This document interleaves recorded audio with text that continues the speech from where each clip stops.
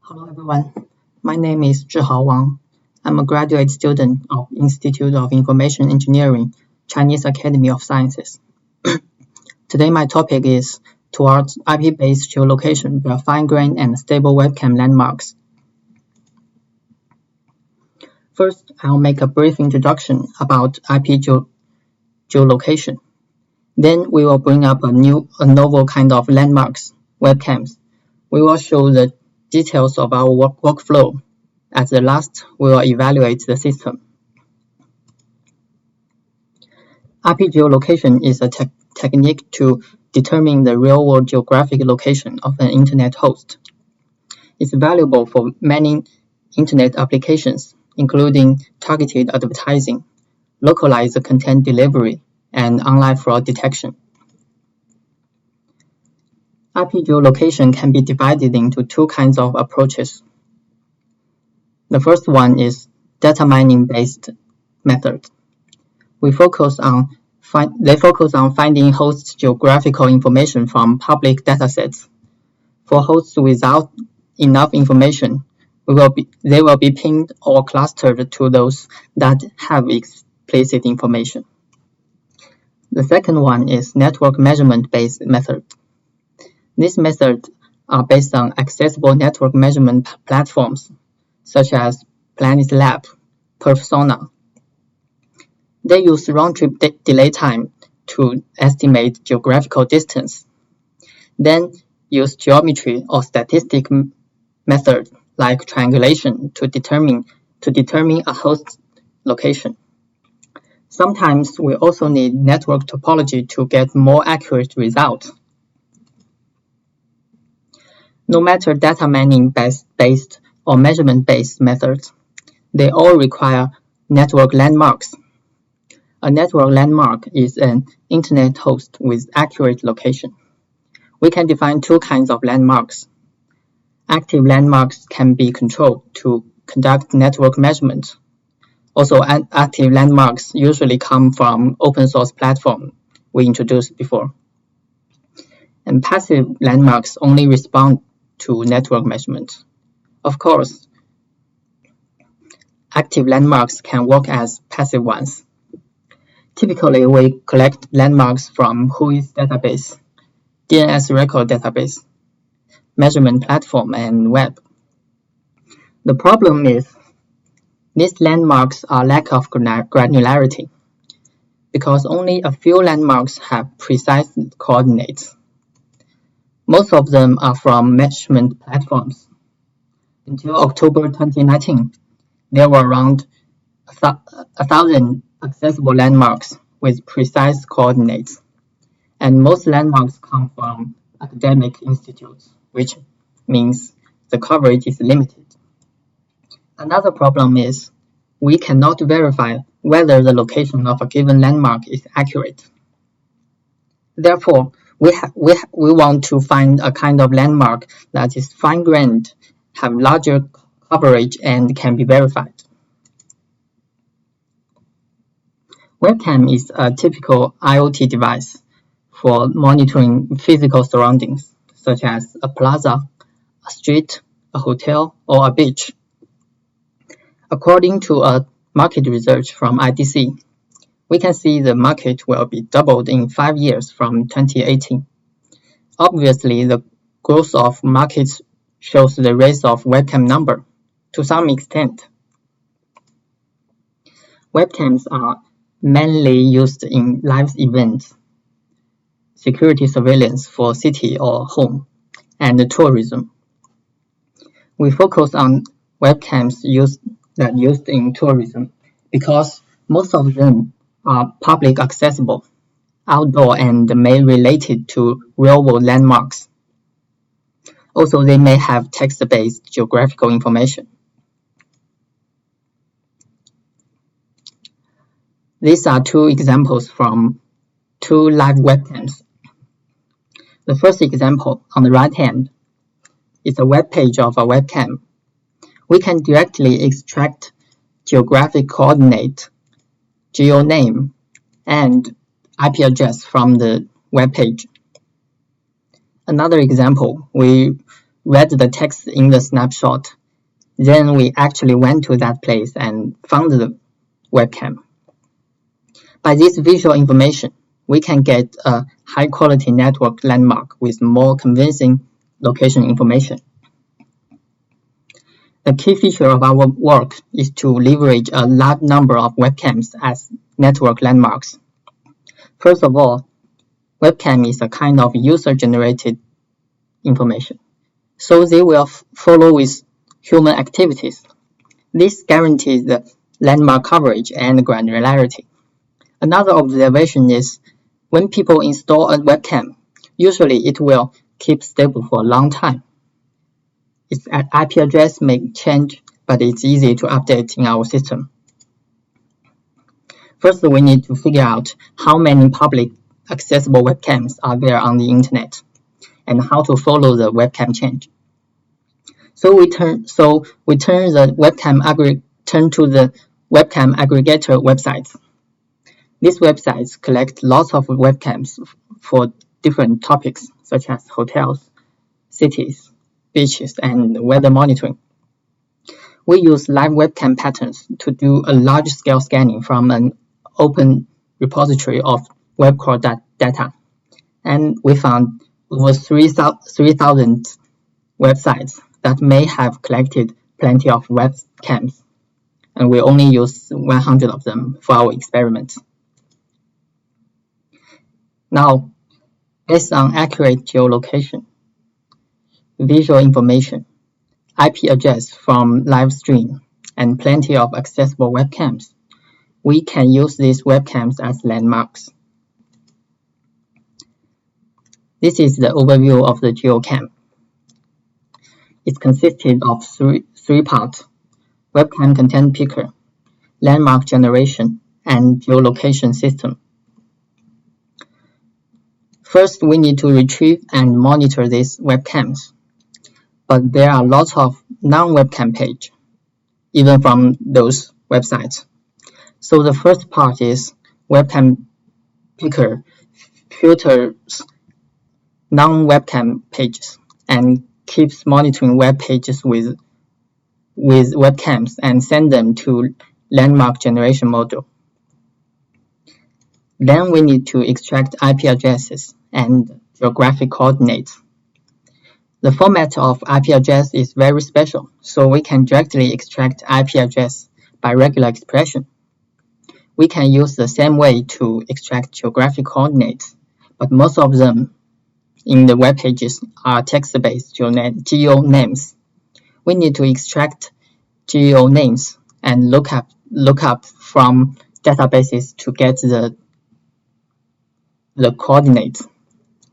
This works for web page that contains single webcams, but if there are multiple webcams in one page, it's necessary to split each webcam first and then to do the extraction. The results will be passed and stored in geolocation service. Geolocation service keeps tracking network topologies from our measurement infrastructure to each webcam, and then to do the geolocation.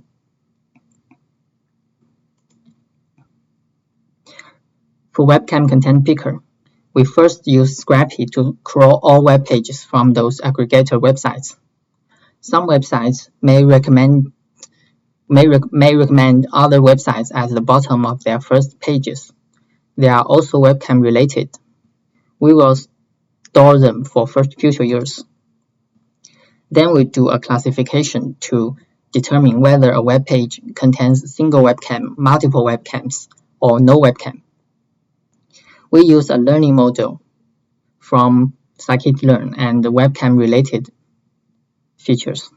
These features include live stream keywords and webcam and special ports, IP addresses, or layout. We also monitor each webcam page to see if there's any change, so we can keep landmarks up to date. Landmark generation handles all webcam-related web pages from WCP. For single webcam pages, we can simply use regular expressions to extract IP addresses and some geographical coordinates, because some of websites directly provide geographical coordinates, especially weather monitoring websites that support Open Graph Protocol. We also use regular expression to store URLs of webcams because we will take snapshots to extract geographic names. And for multiple webcam pages, some of these pages introduce one main webcam with some recommended webcams, and others present webcams in parallel. We can see the differences in these diagrams. The green rectangles represent webcams that are retrieved by our webcam keywords. The empty ones are also webcams, but we cannot find yet. In the first diagram, the recommended webcams will bring extra noise when extract IP and geographic information. Also, there must exist one page that introduces each recommended webcams as long as we scrap all pages. We locate these webcams and look up their parent elements in parallel. If not all webcams share same parent element, we will remove the element that contains multiple webcams, just like those in the red rectangles. Otherwise, we extract all of them and their sibling elements. The siblings will be used to extend the webcam keyword. A webcam page may present its geographical information at different positions. For example, page URL, page title, introduction paragraph, and embedded text in the live streams. This changes with different websites. Since these webcams distribute all over the world, we are facing multi-language problem. And many geographical information names are non-normalized, which means we cannot directly look up them by dictionaries. Typical natural language processing tools are hard to handle these problems. We find the context of geographical names are more easily to be determined than the geo names themselves. Based on those observations, we conduct different rules for different websites. We use part-of-speech tagging and some training pages to generate part-of-speech rule for each website. Then we can adopt these rules to extract geo names. And for snapshots, we simply use an OCR tool to directly get those texts. We look up coordinates of these geographical names from two data sources. We will try OpenStreetMap first. Commonly, normalized name can be correctly located, but there are some tricky cases. We will use Google Play's API for better result. For geolocation service, we first measure routes from vantage point to the target host. Vantage point means active landmarks we collected ourselves. Then we use multilateration to narrow the target region. We use webcams in this region for further estimation. Since webcams can only work as passive landmarks, we use shared paths to estimate distance from each webcam to the target. This figure illustrates the measurement approach. A shared path concatenates two routes split from the last shared router. Since we have many webcams, we prefer a statistic-based method to fit delay and distance distribution. Finally, we will locate the target to the place with the highest likelihood value.